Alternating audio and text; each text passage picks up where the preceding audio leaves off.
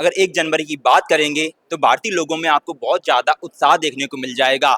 लोग बहुत ज़्यादा शराब पीते मिल जाएँगे, लोग बहुत ज़्यादा पार्टियाँ करते हुए मिल जाएँगे क्योंकि उस दिन हैप्पी न्यू ईयर होता है। लेकिन भारतीय नववर्ष नहीं होता है। हैप्पी न्यू ईयर पश्चिम से चली हुई एक परंपरा जो आज भारत में आकर बहुत ज़्यादा विशाल अपना रूप ले चुकी है।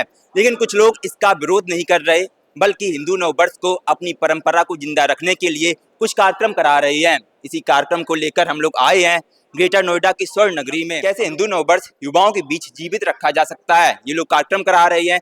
इन लोगों से जानने की कोशिश करेंगे इसमें सरकार क्या कर सकती है, सरकार ऐसा क्या करे जिससे कि हिंदू नववर्ष अपनी परंपरा को जिंदा रखा जा सके। इसी को समझने का आज इस वीडियो में प्रयास करेंगे। सबसे पहले मैम, आपका नाम क्या है? मेरा नाम ज्योति सिंह है और मैं पिछले 8 साल से नववर्ष उमंग महोत्सव की जो प्रतियोगिता है उसमें बढ़ चढ़ के हिस्सा लेती हूँ और खूब धूमधाम से मनाते हैं। अपने बच्चों में भी ये हम सिखाने की कोशिश करते हैं कि नया साल ये है हमारा चौथ नवरात्रि से, ना कि 1 जनवरी वाला। 1 जनवरी वाला। वो अंग्रेजों का बनाया हुआ था, हम हिंदू लोगों का ये है।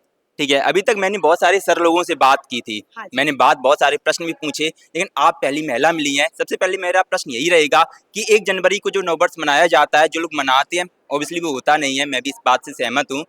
तो उस टाइम पे नशे बहुत होती हैं, आज की महिलाएं होती हैं जो लड़कियां 18-20 साल की, 22 साल की। तो आप एक महिला होकर उन्हें क्या कहना चाहेंगी, क्या अपने विचार रखेंगी इस बारे में? मैं तो ये विचार रखूंगी कि हम महिलाओं में पहले चेंज लाना चाहिए।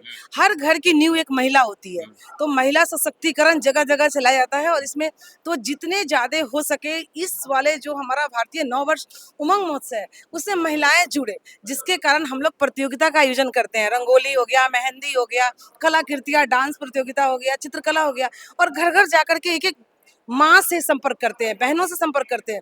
अगर महिला सुधर जाएंगी, महिला अपने बच्चों का नींव तैयार करती हैं, तो अपने आप ये आदतें न्यू जनरेशन में खत्म होगा। नया साल वो नहीं है, हमारी संस्कृति लुप्त हो रही है। हम लोग 4 दिन जो हमारा प्रोग्राम होता है, बेशक हम लोग सूट पहनते हैं, लेकिन हम लोग साड़ी पहनने की कोशिश करते हैं कि भारतीय संस्कृति हमारा निखर के आए। भारत माता की जय हम लोग बोलते हैं। हाँ जी। मैम, आपने बहुत सही बात कही।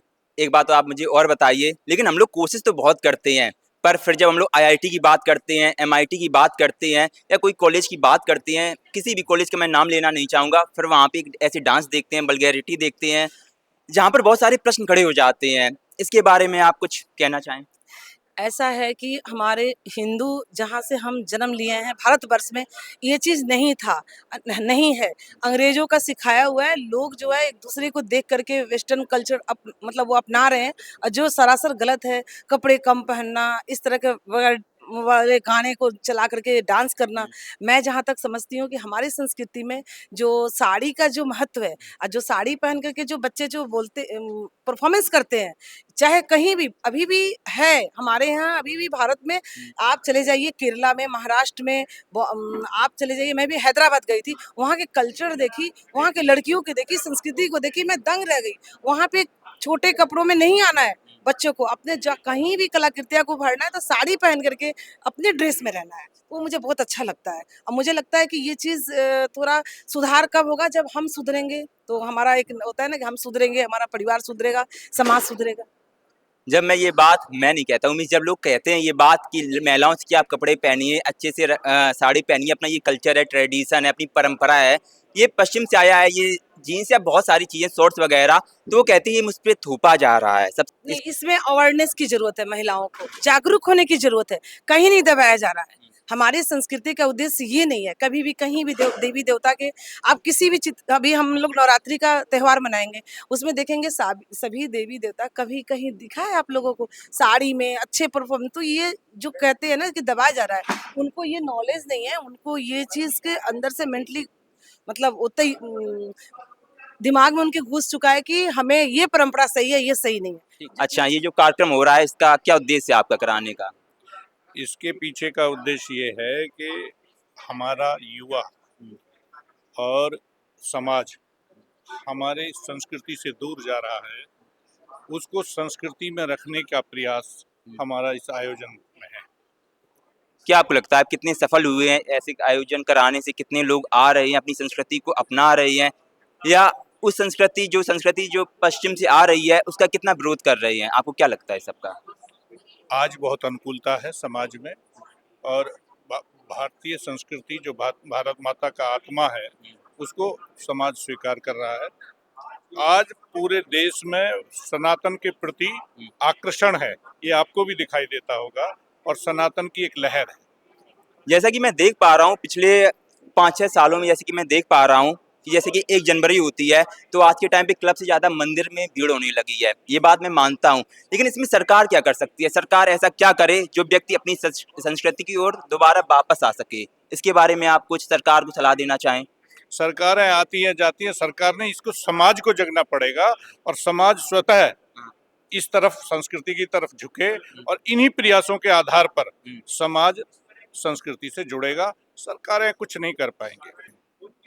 भाषा हमारे यहाँ देश में बहुत सारी, हमारे यहाँ तो हर किलोमीटर पे भाषा बदल जाती है। पर सर एक भाषा ना आना, मीन्स मुझे भाषा तो एक आती है, मैं आपसे कम्युनिकेशन कर रहा हूँ, मीन्स एक भाषा तो मुझे आ रही है, पर दूसरी भाषा का ना आना, उसको आप किस प्रकार ये कोई कारण नहीं है। और हमारे यहाँ भारत के संविधान में भी ये है कि आप कहीं भी हिंदी में बात कर सकते हैं। हिंदी में सारी परीक्षाएं होती हैं, हिंदी भारत की भाषा है, तो उसका सबका प्रचार प्रसार हो रहा है। और यदि कोई अंग्रेजी सीख लेता है भाषा के तौर पे, तो हमें उसका कोई विरोध भी नहीं है। पर मैं भाषाओं देख का पा ज्ञान होना एक अच्छी चीज है।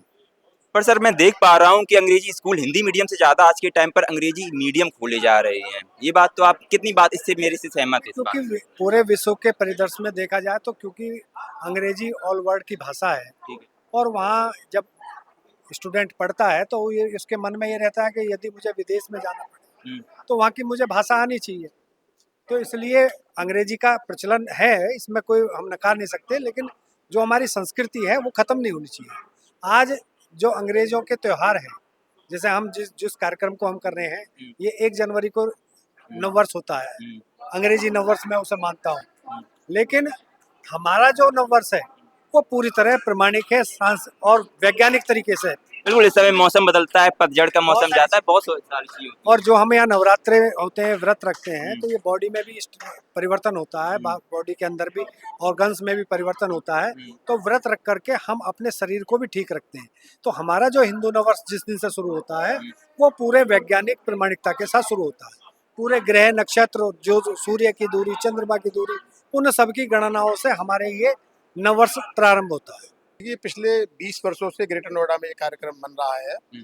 भारतीय संस्कृति के प्रचार प्रसार के उद्देश्य से इस कार्यक्रम की परिकल्पना की गई थी, और जो निरंतर हर साल यहाँ हम करते हुए आ रहे हैं। जो हमारी विक्रमी संवत है 2083, हर वर्ष उमंग नाम रहता है मेले का, सिर्फ सन चेंज हो जाता है जो हम मनाते हैं।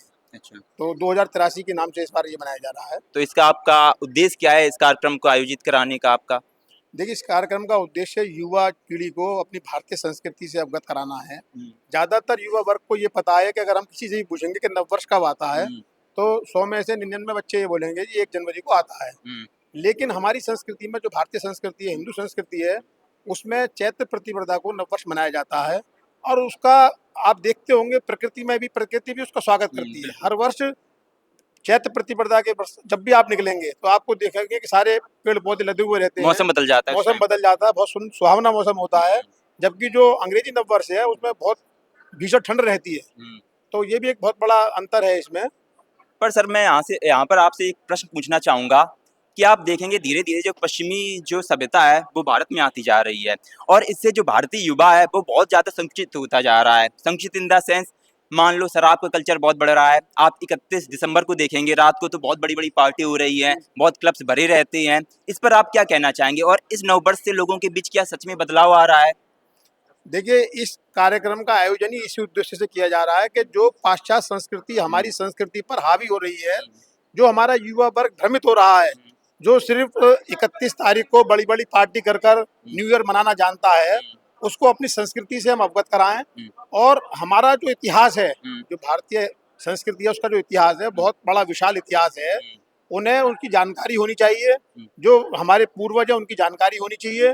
भाई इसमें हमने इसमें बताया है कि जो चैत्र प्रतिपदा है, इस दिन भगवान श्री राम का राज्याभिषेक हुआ था। ब्रह्मा जी ने सृष्टि की रचना की थी। आरएसएस के जो हमारे पूजनीय डॉक्टर केशवराव बलिराम हेडगेवार जी हैं, उनका जन्म दिवस उस दिन मनाया जाता है। शकों पर विजय प्राप्त की थी, विक्रमी संवत हुआ था। बहुत सारे कार्यक्रम है, प्रसंग हैं, जिसकी वजह से इसकी उपयोगिता बढ़ती है। तो सब लोगों को समझना चाहिए कि हमें अपने तीज त्योहारों को सामूहिक रूप से और धूमधाम से मनाना चाहिए।